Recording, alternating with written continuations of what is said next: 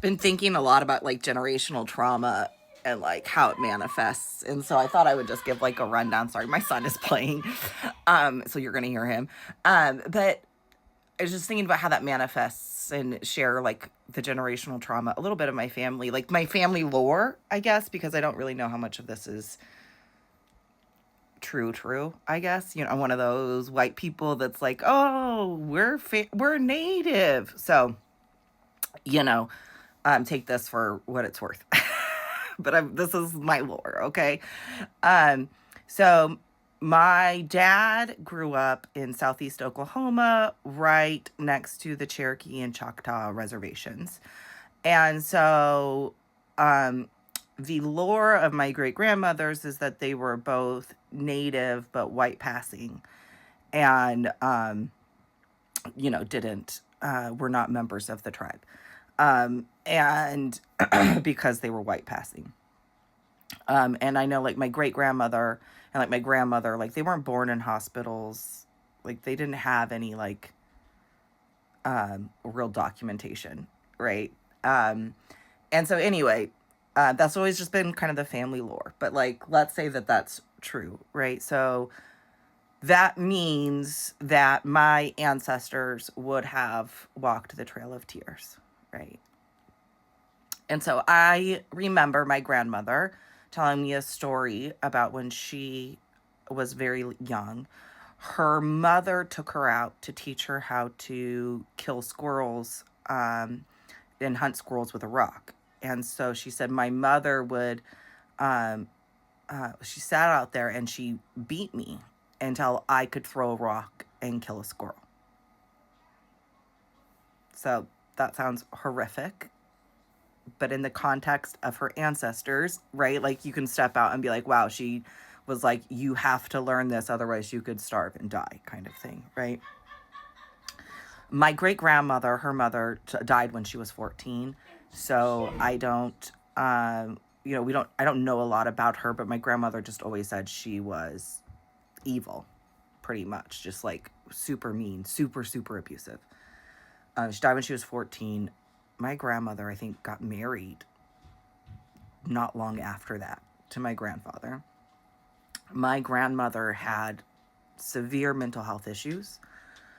She was incredibly abusive to my father and his siblings. My dad just was like, he just stayed out of the house as much as possible. And really, his sisters really got the worst of it. But she was just a very cruel, mean, very sick woman. They lived in poverty. So it's like doctors and health care and help were never going to be an option. That was like her whole life, you know. And so it was just, my dad still to this day struggles going back to his hometown, and like he can only spend so much time, and he starts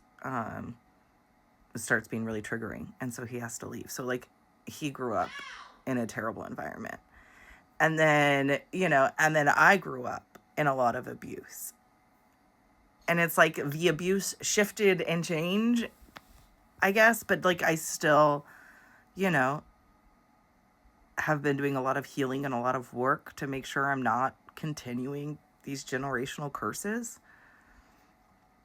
So I just was thinking about that, about how much our trauma, how much what is being passed down,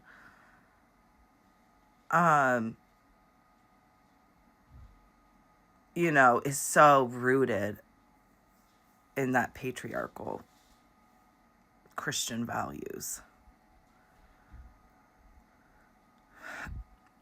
And we're like still recovering from it. And it makes me think of something else that I learned when I did a summer. I worked for the Nez Perce tribe in northern Idaho.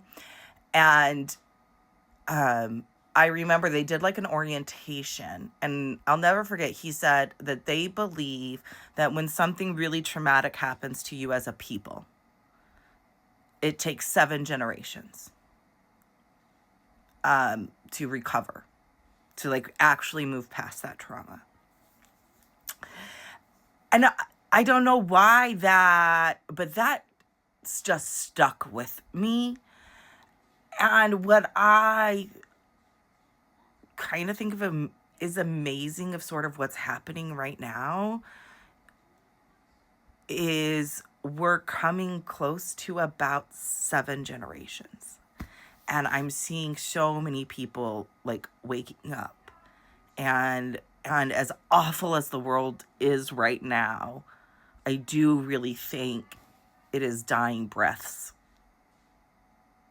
of that evil. That's what I'm hopeful for. And that I feel positive and hopeful for our future as humanity. And so I just think of that a lot. Like, we really are for a lot of these American traumas.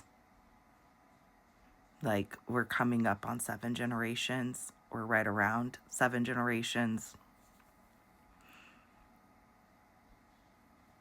And that gives me some hope. But I just think we all share really similar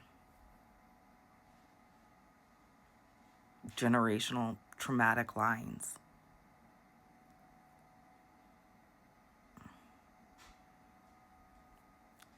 And maybe if nothing else, we all have that in common.